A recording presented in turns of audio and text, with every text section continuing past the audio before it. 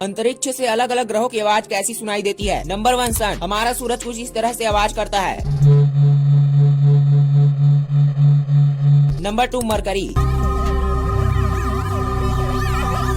Number 3 Venus. Number 4 अर्थ। हमारी धरती की आवाज अंतरिक्ष से ऐसी सुनाई देती है।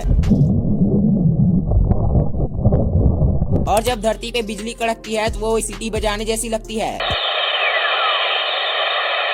Number 5 Mars. Number 6 Jupiter. अब सुनते हैं सोलर सिस्टम के सबसे बड़े प्लेनेट की आवाज। Number 7 Saturn.